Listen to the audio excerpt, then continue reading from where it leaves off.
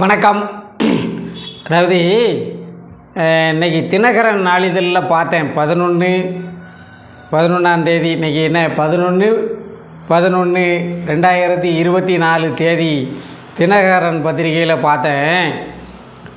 அதாவது அது என்ன ஆழ்வார்பேட்டை ஆண்டவரா கமலஹாசன் அவர் உலகநாயகன் பட்டம்லாம் இனி எனக்கு வேண்டாம் அப்படின்னு அதை துறந்துருதேன் அப்படின்னு சொல்லிட்டார். இதை நீங்கள் போன வருஷம் சொல்லியிருந்தா தென் மாவட்டங்களில் கன்னியாகுமரி மாவட்டம், தூத்துக்குடி மாவட்டம், திருநெல்வேலி மாவட்டம் கடுமையான வெள்ள பாதிப்புகள் பேரிடர் ஏற்பட்டுச்சு. அதில் தூத்துக்குடி நெல்லை மாவட்டம் ரொம்ப பாதிப்பு. நீங்கள் போன வருஷமே சொல்லியிருந்தால் அந்த பாதிப்பெல்லாம் நிவாரணம் பண்ணியிருக்கலாம். ஏன்னா நீங்கள் இப்போ திறந்துட்டீங்க. இனி இந்த வருஷம் பேரிடர் வரும்போது அவர் திறந்ததுனால அந்த நிதியை வச்சு மக்கள் வாழ்வாதாரத்தை நிவர்த்தி பண்ணிடலாம். ஏய், சினிமாக்காரங்களுக்கு வேறு வேலையே இல்லையா உங்களுக்கு? இப்போ நீர் உலகநாயகன் பட்டத்தை திறந்த உடனே எங்கள் தமிழகத்தில் வாழ்வாதாரம் ஒசந்துருமோ? உங்களுக்கெல்லாம் வேறு வேலையே இல்லை. எப்பவும் உங்களை பற்றி பத்திரிகையில் செய்தி வந்துக்கிட்டே இருக்கணும்.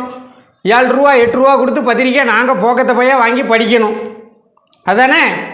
மக்கள்கிட்ட விழிப்புணர்வு இல்லை. அதாவது கேரளா மக்கள் எவனாவது சினிமாக்காரன் பின்னால் போகிறானா? தமிழ்நாட்டில் தான் இந்த அநியாயம் பூரா நடக்கு. திருந்துங்கப்பா.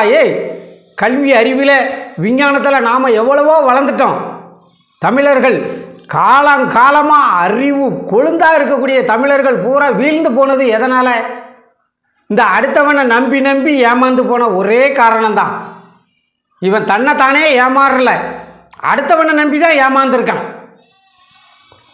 இப்படி எத்தனை காலத்துக்கு தான் இந்த சினிமாக்காரன் பின்னாலேயே போவீங்க? இவர் என்னமோ இந்த பட்டத்தெல்லாம் திறந்துட்டாராம். அதனால் மக்களுக்கு பெரிய விடிவு காலம் வந்துடும். ஏய்யா, உங்களுக்கெல்லாம் வேறு வேலையே இல்லையா? நீ திறந்தா என்ன, திறக்காட்டா என்ன? நீ எத்தனை திறந்திருக்கேன்னு எங்களுக்கு தெரியும்.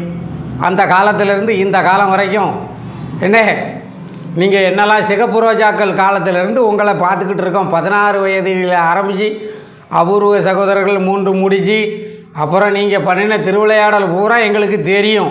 ஆனால் உங்கள் பின்னாலேயும் 4 பேர் வாராம் பாரு, அதுதான் வருத்தமாக இருக்குது. சினிமாக்காரனுக்கு ஒரு முடிவு கட்டுங்க இந்த தேர்தலோட. அதைத்தான் நான் மக்கள்கிட்ட ரொம்ப தாழ்மையான வேண்டுகோளாக வைக்க. நீ எந்த கட்சிக்கும் ஓட்டு போடு, அரசியல் கட்சிக்கு ஓட்டு போடு, சினிமா சார்ந்த கட்சிக்கு ஓட்டு போடாத தயவு செய்து. வாழ்க வளம்.